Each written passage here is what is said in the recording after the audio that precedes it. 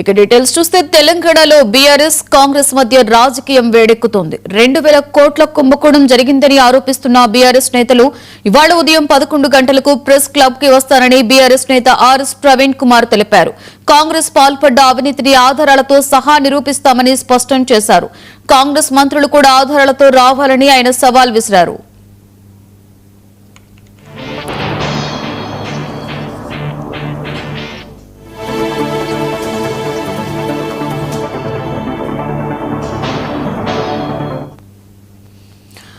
మరొకవైపు బీఆర్ఎస్ ఆరోపణలపై మంత్రులు చర్చకు సిద్దమయ్యారు. మాజీ మంత్రులు ఎవ్వరు వచ్చినా తాము సిద్దమని మంత్రులు పొన్నం ప్రభాకర్, అడ్డూరు లక్ష్మణ్, అజరుద్దీన్ తెలిపారు. కాసేపట్లో సీఎల్పీ ఆఫీస్ కు చేరుకోనున్న మంత్రులు అక్కడి నుండి గన్ పార్క్ కు వెళ్లనున్నారు. దీంతో తెలంగాణలో ఒక్కసారిగా రాజకీయం వేడెక్కింది. ఎప్పుడు ఏం జరుగుతుందోనని టెన్షన్ స్టార్ట్ అయింది.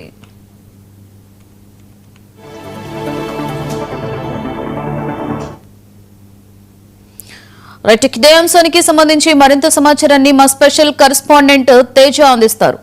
తేజ, ఏంటి ఇప్పుడు తెలంగాణలో బీఆర్ఎస్ కాంగ్రెస్ మధ్య సవాళ్ల రాజకీయం నడుస్తున్నట్లుగా తెలుస్తుంది. ఒకళ్ళపై ఒకళ్ళు సవాళ్లు విసుకుంటూ ఆధారాలతో సహా నిరూపించుకుందామన్నట్లుగా ఈ రోజు ఒక్కొక్కరు సిద్ధమైనట్లుగా తెలుస్తుంది.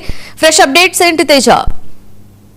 లక్ష్మి, మొత్తంగా తెలంగాణ రాజకీయాలు అయితే మరోసారి దేశవ్యాప్తంగా కూడా అత్యంత చర్చనీయాంశంగా మారాయన్నట్లుగానే చెప్పాలి. ఎందుకంటే అధికార పక్షం కాంగ్రెస్ పార్టీ, ప్రధాన ప్రతిపక్షంగా ఉన్నటువంటి బీఆర్ఎస్ పార్టీ, ఇద్దరు అధికార ప్రతిపక్షాల మధ్య సవాళ్ల పర్వం అయితే నువ్వా నేనా అనేటువంటి స్థాయిలో సాగుతుంది అన్నట్లుగానే చెప్పాలి. ఎందుకంటే ఇటీవలే రేవంత్ రెడ్డి తమ అభివృద్ధిపై పూర్తి స్థాయిలో చర్చకు ప్రతిపక్షాలకే ప్రతి ప్రశ్నకు సమాధానం చెప్తాననేటువంటి స్థాయిలో కూడా ఆయన సవాల్ విసిరారు. దమ్ముంటే ప్రతిపక్షాలు చర్చకు కూడా సిద్ధం కావాలి అన్నట్లుగా కూడా ఆయన చెప్పిన నేపథ్యంలో రేవంత్ రెడ్డి సంధించినటువంటి సవాల్ను స్వీకరిస్తున్నట్లుగా కూడా నిన్న కేటీఆర్ కూడా ఆయన మాట్లాడటం జరిగింది. సవాల్ స్వీకరించడంతో పాటు మీరు ప్లేస్ ఎక్కడైనా డిసైడ్ చేస్తారా, వరంగల్ చౌరస్తాలకు వస్తారా, ప్రెస్ క్లబ్ కి వస్తారా, లేకపోతే పెవిలియన్ లో ఏర్పాటు చేస్తారా, ఎక్కడ ఏర్పాటు చేసినా గానీ తాము చర్చకు సిద్ధం. బీఆర్ఎస్ పార్టీ హయాంలో జరిగిన అభివృద్ధిని నివేదించడానికి కూడా పూర్తి స్థాయిలో తాము సిద్ధంగా ఉన్నామని కేటీఆర్ కూడా ప్రకటించారు. అయితే కేటీఆర్ చేసినటువంటి సవాల్ను ఇటు మంత్రిగా ఉన్నటువంటి జూపల్లి కృష్ణారావు కూడా కౌంటర్ ఇచ్చారు. తాను బీఆర్ఎస్ పార్టీ ప్రధాన కార్యాలయానికి వస్తాను, చర్చకు సిద్ధమా, దమ్ముంటే కేటీఆర్ రావాలంటూ. అంటే నువ్వా నేనా అనేటువంటి స్థాయిలో కూడా ఇటు తెలంగాణ రాజకీయం అధికార ప్రతిపక్షాల మధ్య మారింది అన్నట్లుగానే చెప్పాలి.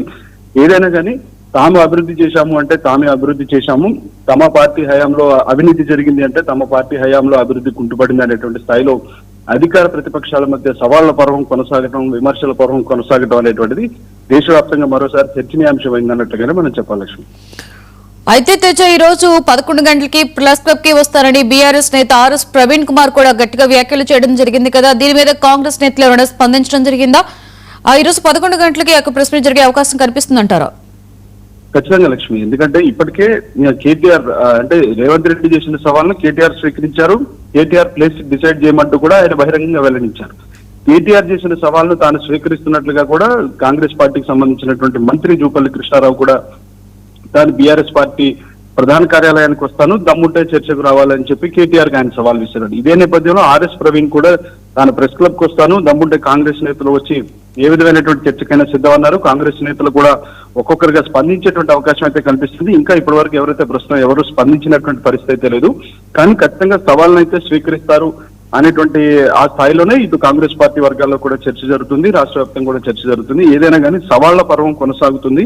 నువ్వానైనా అనేటువంటి స్థాయిలో తెలంగాణ రాజకీయ అధికార ప్రతిపక్షాల మధ్య వేడెక్కింది అన్నట్లుగానే చెప్పాలి. Lakshmi, right, thank you Teja.